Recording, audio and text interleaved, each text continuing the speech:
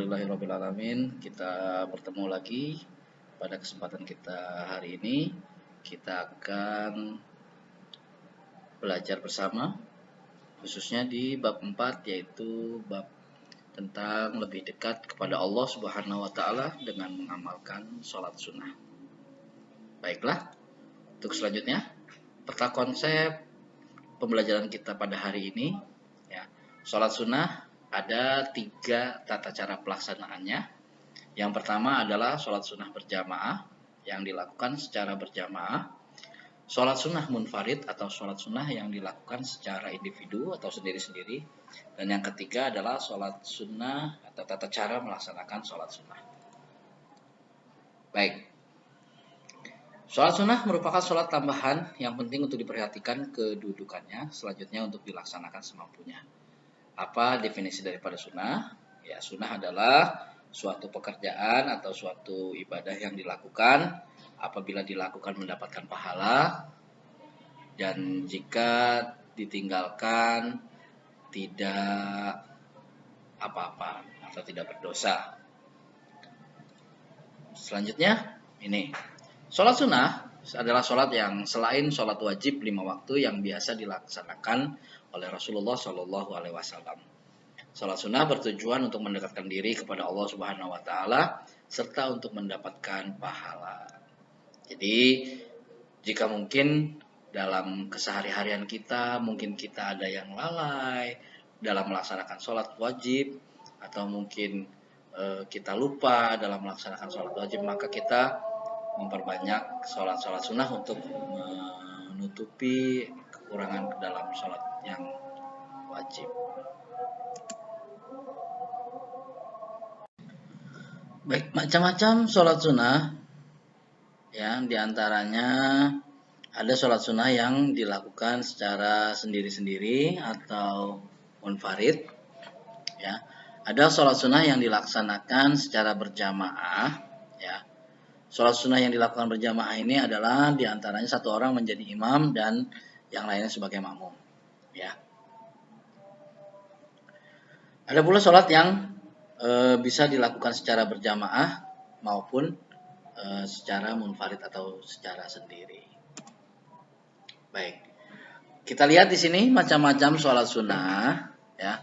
Sholat sunnah yang dilakukan secara berjamaah, ya. Ada yang pertama yaitu sholat Idain, sholat 2 hari raya, yaitu hari raya Idul Fitri dan sholat Idul Adha.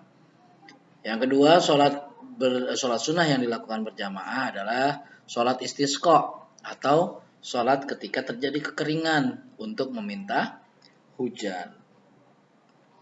Sholat kusuf dan sholat khusuf, ya. Sholat ketika terjadi peristiwa atau fenomena gerhana. Kusuful syams itu adalah sholat gerhana ketika terjadi gerhana matahari, dan sholat khusuful qamar ketika terjadi gerhana bulan. Terus saja yang berikutnya adalah yang kelima, sholat tarawih, ya. Sholat tarawih ini dikerjakan secara berjamaah, ya. Adanya sholat tarawih ini sangat istimewa karena memang adanya hanya di bulan Ramadan. Dan kemudian sholat witir. Adapun sholat sunnah yang dikerjakan sendiri, ya. Sholat rawatib. Apa itu sholat rawatib? Sholat sunnah yang dilakukan sebelum atau sesudah sholat wajib. Kedua, sholat tahiyatul masjid, sholat istikharah, sholat tasbih, sholat hajat, sholat duha, sholat tahajud dan sholat malam, sholat sunnah wudhu, sholat taubat, dan lain sebagainya. Sholat sunnah berjamaah, ya. Sholat sunnah yang dilakukan berjamaah yaitu sholat Idain, ya, sholat Idul Fitri dan Idul Adha, sholat istisqa, sholat khusuf dan sholat khusuf. Ya. Ini tata caranya, ya. Kita akan bahas satu persatu dari mulai sholat Id, ya. Sholat Id yaitu hukumnya adalah sunnah muakkad, ya, baik itu bagi laki-laki maupun perempuan, baik bagi yang sedang bermukim ataupun bagi seorang musafir. Sholat Id boleh dikerjakan sendiri dan lebih baik dikerjakan secara berjamaah. Sholat hari raya ada dua, yaitu sholat hari raya Idul Fitri, yaitu setiap tanggal 1 Syawal yang jatuh pada tanggal 1 Syawal, dan sholat Idul Adha yaitu pada tanggal 10 Zulhijjah. Dimulainya sholat Id dari mulai terbitnya matahari sampai matahari condong ya ke barat, artinya sudah masuk waktu zuhur. Ya, biasanya di masyarakat kita pelaksanaan sholat Id ini adanya di pagi hari. Lalu bagaimana cara mengerjakannya? Ya, mengerjakannya sholat Id ini jika dilakukan berjamaah biasanya ada di masjid atau di lapangan atau di tempat-tempat yang terbuka. Ya, seperti biasa mengerjakannya 2 rakaat sholat sunnah tahiyatul masjid jika sholat Idain dilakukan di masjid, namun jika dilakukan di lapangan tidak perlu. Ya, lalu membaca niat. Bagaimana niatnya? Usolli sunnatal Idul Fitri rakaataini makmuman atau imaman. Makmuman dibaca ketika menjadi makmum, imaman dibaca ketika menjadi imam. Adapun sholat niat Idul Adha, niat ketika mau sholat Idul Adha, usolli sunnatal Idul Adha rakaataini makmuman atau imaman lillahi ta'ala.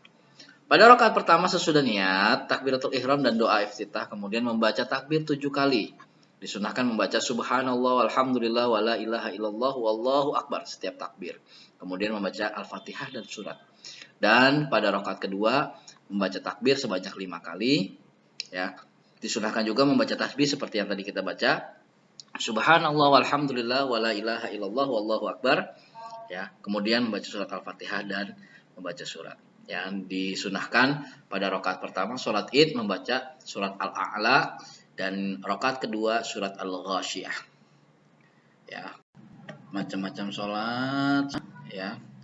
Ada kegiatan ya atau namanya ada sholat gerhana. Ya, sholat gerhana adalah sholat yang dikerjakan karena terjadinya fenomena gerhana bulan ataupun gerhana matahari. Sholat gerhana bulan ya dinamakan dengan sholat khusyuf dan gerhana matahari dinamakan dengan sholat khusyuf. Ya, kedua sholat ini hukumnya adalah sunnah muakkad. Waktu melaksanakan sholat gerhana yaitu saat mulai timbul gerhana sampai dengan kembali ya, baik itu matahari ataupun bulan. Ya, ini cara melaksanakan sholat gerhana.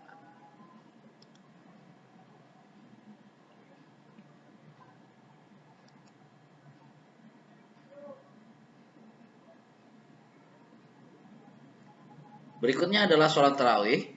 Sholat tarawih adalah sholat yang dikerjakan pada waktu malam di bulan Ramadan. Hukum sholat tarawih adalah sunnah muakkad.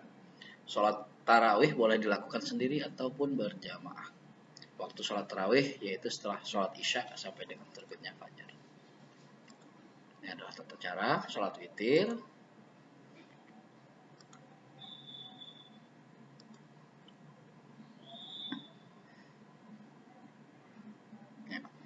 Kemudian berikutnya adalah sholat sunnah munfarid. Ya. Sholat tahiyatul masjid, sholat istikharah, sholat tasbih, sholat hajat, sholat duha, sholat tahajud.